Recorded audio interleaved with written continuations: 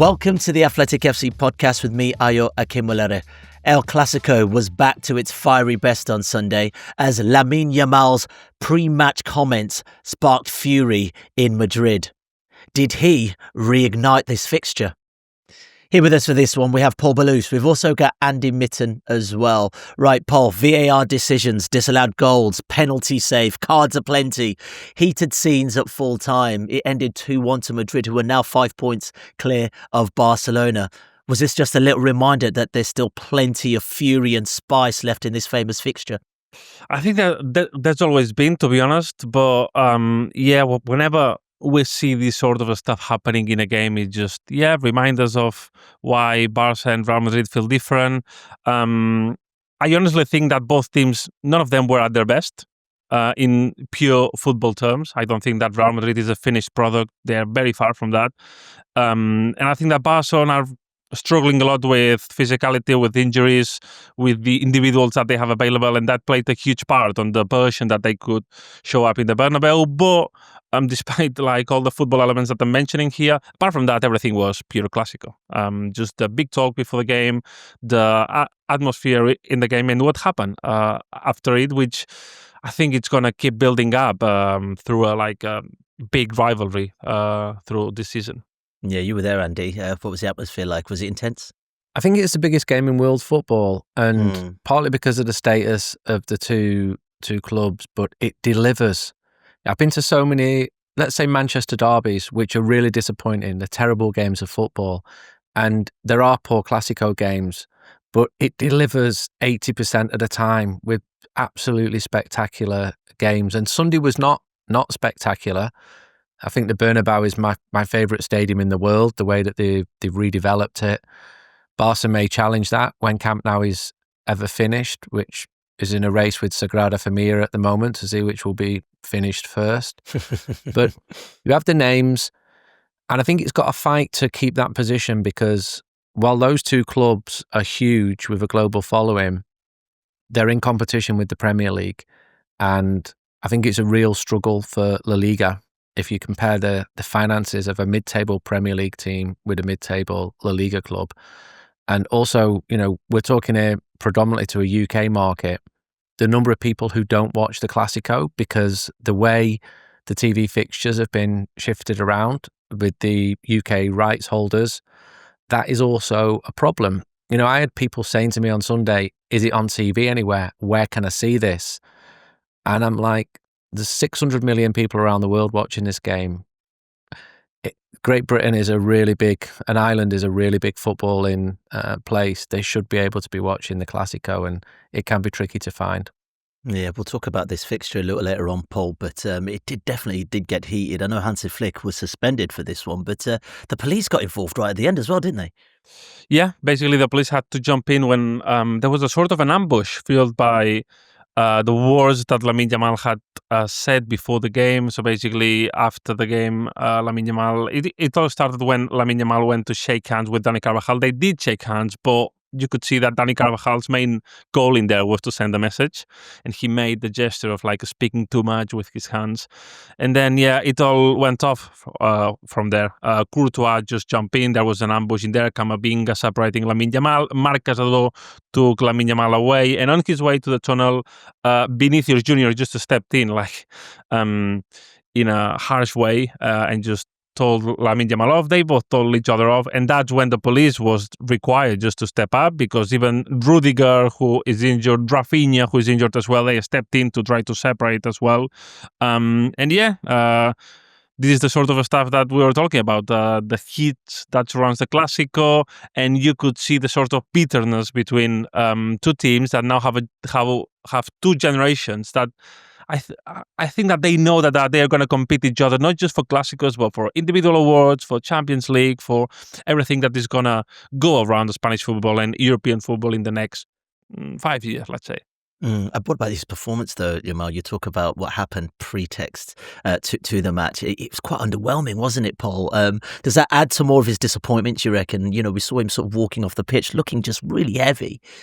I think that it has a lot to do as well with the fact that Lamine Yamal is not fully fit. he's not 100% fit. He's dealing with a groin injury, which he needs to learn how to manage the pain, because pain is still there. He cannot be like 100% on his capabilities, and he has to learn with that. And in the way that Lamine Yamal plays, that's really key. If he cannot like burst into speed, and if he doesn't feel confident enough to take on players of the level of Real Madrid, that has a big part on his game as well. But having said that, I would say that there was like a special focus on him, like from the Bernabeu fans, from everyone surrounding the stadium, basically, when the speakers just mentioned all the Barca lineup. There was a special focus and booing and everything around Lamine Yamal. And every time that Lamine Yamal touched the ball, all the Madrid fans were against him and like shouting and whistling and everything. So that might have an impact as well. But I think that mainly the disappointment of Lamine Yamal was on himself, knowing that he's not at his best. I think these are the scenes which nobody wants to see, but actually everybody loves to see them, because it leads to us talking about stuff like this. It is a compliment in some ways to the effectiveness of Lamine Yamal that the Bernabeu is booing him. He's 18 years old. It's also the first time in my career as a journalist that my 11-year-old daughter has broke a story to me, having seen it on TikTok. So this shows how the narrative is changing. She said, have you seen what Lamine Yamal has said on, I don't know, something that I've never heard of?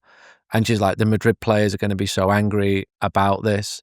And had Barca won, he would be celebrated for his self-assured arrogance. You know, I think Paul wrote a piece where he talked about he's expected to do the outrageous on the pitch. So what's he supposed to be like off the pitch? You're being sensible and saying, yeah, you shouldn't be saying stuff like that. But there's a lot of people, especially younger people, who do like it. You know, if I mention to my daughters, who are both Catalans, about Dani Carvajal, you will not get a positive response. So there's so much tribalism here, a lot in the heat of the moment. Carvajal's 33. He should have reacted in a better way. Is there space for what Lamine Yamal said in sport? No, but yes. I mean, it adds to the enmity. It adds to the edge. He's grown up in Catalonia. Real Madrid would be something that most of his friends don't delight in mentioning, and that feeds into making this rivalry really special. And you see that at the end when the police are all calling in, and I've seen it before. You know, I was inside the stadium when the pig's head was thrown at Luis Figo. Yeah. And it's one of the most visceral things I've ever seen in my life. The atmosphere was incredible in a good way, if I'm honest. It was horrible, but I can't even remember the score of the game, but I can remember everything that was going on. I think it was a 0-0, I think. Yeah, but you know, I'm remembering something that what a fan did rather than something that went on the pitch. And I'm not entirely surprised at the scenes that I saw at the end at the Bernabeu. And I wouldn't be entirely surprised if we saw similar scenes wherever the game is played when the return fixture is played in Catalonia. Paul, take us back to pre-match. What did Yamal actually say, and why did it spark so much anger from Madrid? Yeah, so basically the game was on Sunday, right? So on Thursday, Lamine Yamal went to the Kings League. I don't know if you know what the Kings League is. It's a 7-a-side football competition which is organized by Gerard Piqué. And yeah, Lamine Yamal happens to own a team in that competition. So he basically went there for a pre-weekend show to sort of like talk about the competition's game over the weekend. It's a bit of a like show, just teasing up, acting a bit. And I think that the people in there just try to book Lamine Yamal a bit in terms of, what are you going to do with your team in here? But what are you going to do at the Clasico as well? And he entered this sort of game banter, this sort of chit chat that turned out to be fuel and just like fuel to the fire for all the Real Madrid players. That I was in the Bernabeu as well, and if somebody told me that Xabi Alonso had plastered all the walls in the stadium and in the dressing room with Lamine Yamal's quotes and showed the players, I would believe him. Because you could see that it really had an impact. It might not be like, I mean, when you look at it now, you might think, that shouldn't be too bad. I mean, it's part of the game. But with how things are taken here in Spain, especially with the Barca and Madrid rivalry, everything is really dramatic in that terms. And yeah, Lamine Yamal, I think that he learned that in the hard way with that Clasico. I'm not sure if he's going to change. I think that it's part of Lamine's DNA to be this teasing, to like these sort of challenges and to play with the social media culture that he's grown up into. But I think that it's going to be a lesson for everyone, what happened in this Clasico. Yeah, Paul makes a good point, Andy. I mean, this is young men on social media. I mean, he won't be the first to put something on social media and it go viral. He knows pretty much what he's doing. Is this a lesson, or, I mean, we'll probably see another one next Clasico, surely?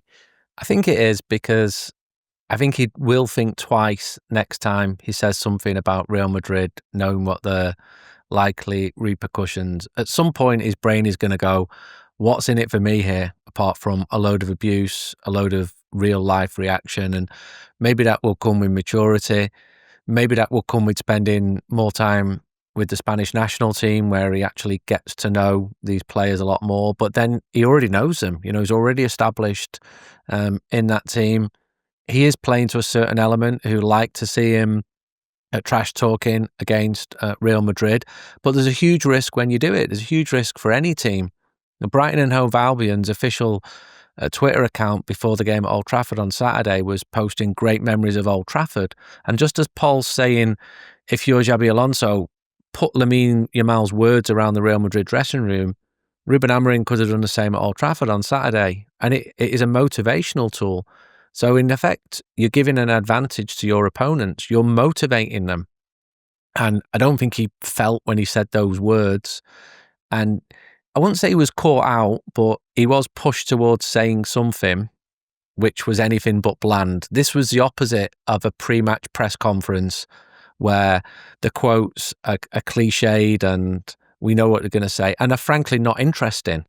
This was interesting. This is probably what he really feels, but he was led into it. So I do suspect he'll become a little bit more media savvy, and is a long way from, I've been in the Bernabeu when Lionel Messi and Ronaldinho have been applauded by Real Madrid fans. They were that good.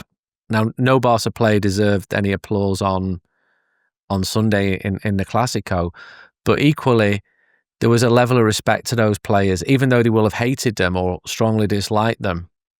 And maybe Lamine Yamal could learn a little bit from that, because, there's no love lost between those two clubs, but Real Madrid are still Real Madrid, and playing in the Bernabeu is still playing in the Bernabeu.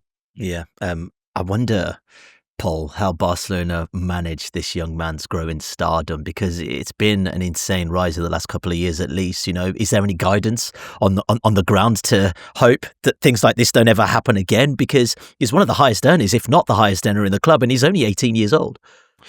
Yeah, that's a big question here in Barcelona, because right now, I'm not sure if there's any authority or any voice inside the club who is in a position to tell or to offer Yamal some guidance. He's grown into that sort of relevance into the club. One, because the club really needed that. The club needed this sort of franchise player, this big figure on the field and off the field, footballing and commercial, from both perspectives. And then he's earned it as well for the way that he played and what he showcased on a football pitch.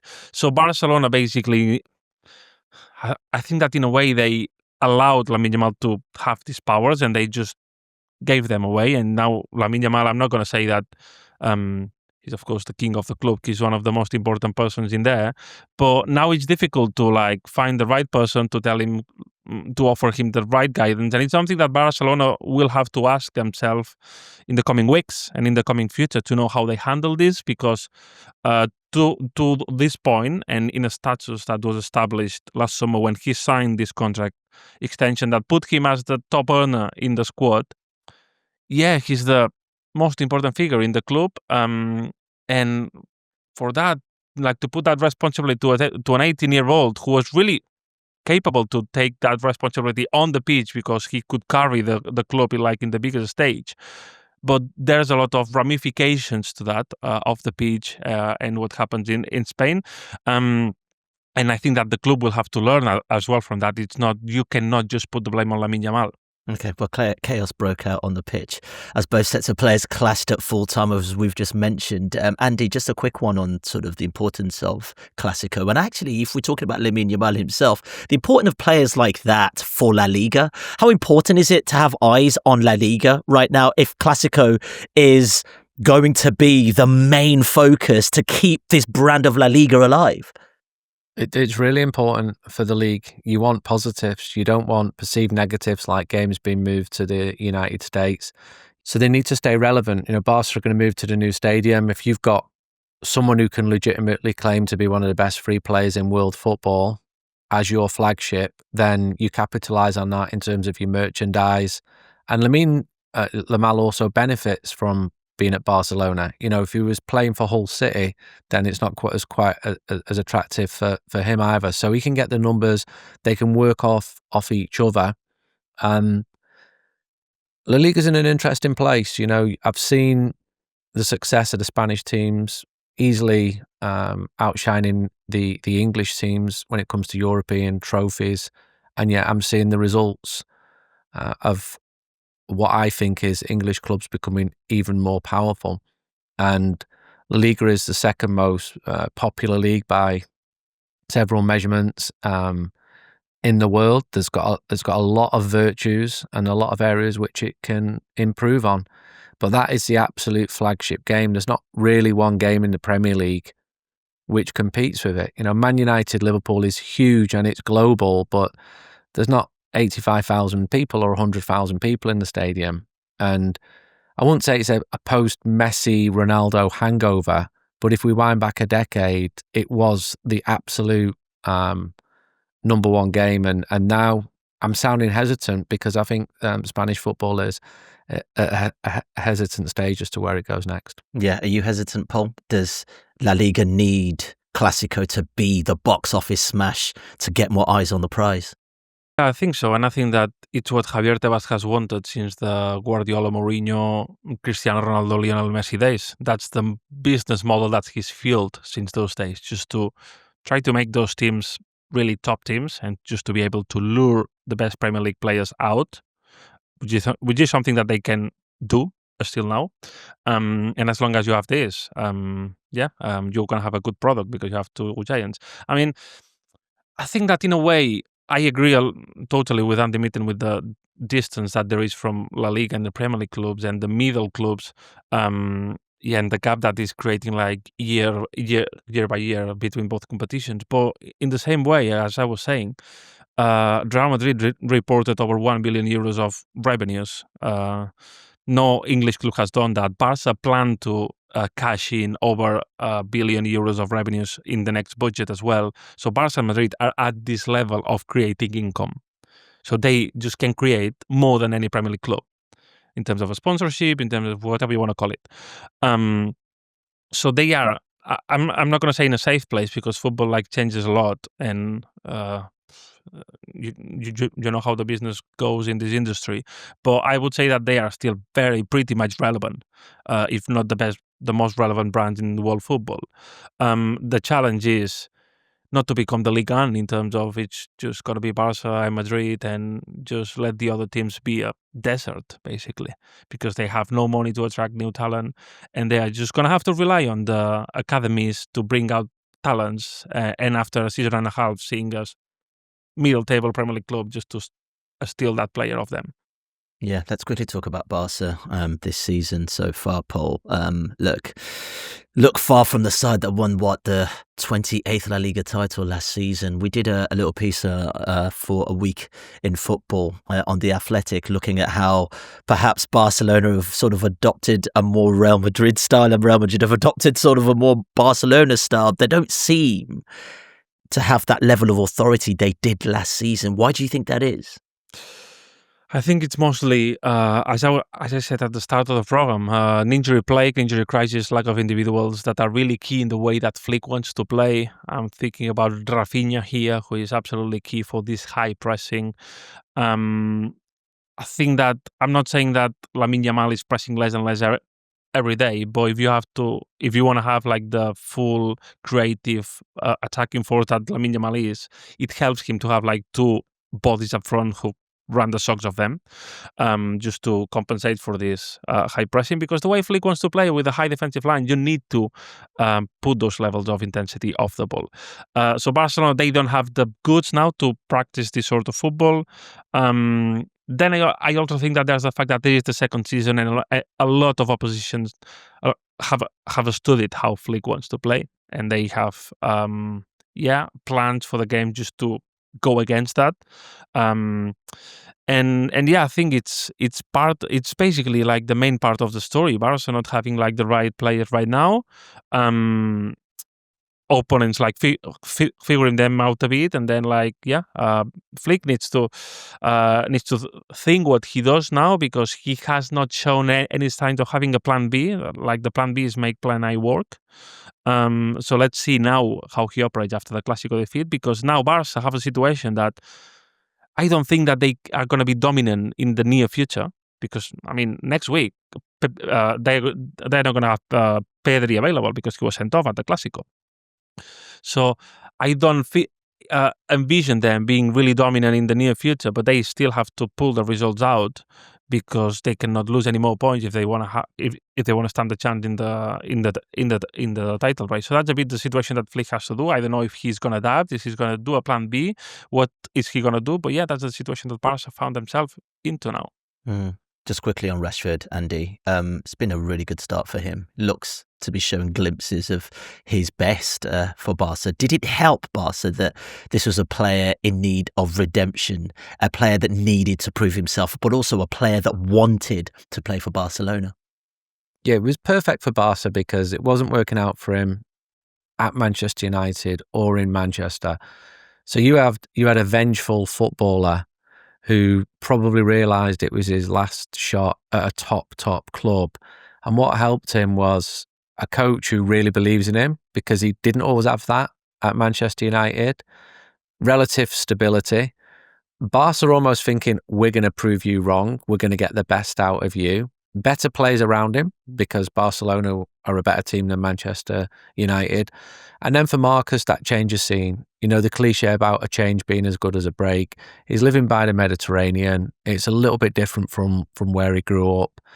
He's got new people around him. He's playing in a new league, which I also think suits him a lot more, because he's playing for a much more attacking team, which suits him. You can see Alvaro, the Real Madrid left back, who Manchester United turned him down, and they felt that he would be far better suited to La Liga than the Premier League. And it looks really weird that he's now playing every week for Real Madrid, but that was a decision of Erik ten Hag. And Erik ten Hag may be right on that one. And with Marcus, he's playing for a team, getting a lot of the ball. It's all new to him. He's going to new stadiums for the first time. You know, he was the oldest player in Barcelona's starting lineup a week ago against Olympiacos, and then he played in the first ever Clasico. If he'd been born 15 years earlier, he would have played against Real Madrid loads of times for Manchester United. So he's come out of an unstable environment, a difficult one, and he's been part of that. You know, this isn't all on Manchester United. Some of this is on Marcus as well. But if you flip it the other way and you're confident and you're happy and you're playing well and you're scoring brilliant goals away in the Champions League at Newcastle United, suddenly life takes on a much more sunnier aspect. All right, gents, let's leave it there. Andy, Paul, I really appreciate your time. And also thank you guys for watching as well. Don't forget, if you're enjoying the pod, don't forget to like and subscribe to the channel, and also leave us a comment as well. We'll see you soon. For more from the Athletic FC podcast, make sure you like and subscribe to the channel. We've got top journalists like David Ornstein, Matt Slater, Adam Crafton, Carl Anker, and plenty more through the entire season. Make sure you don't miss an episode of the Athletic FC. You can get it wherever you get your podcasts from.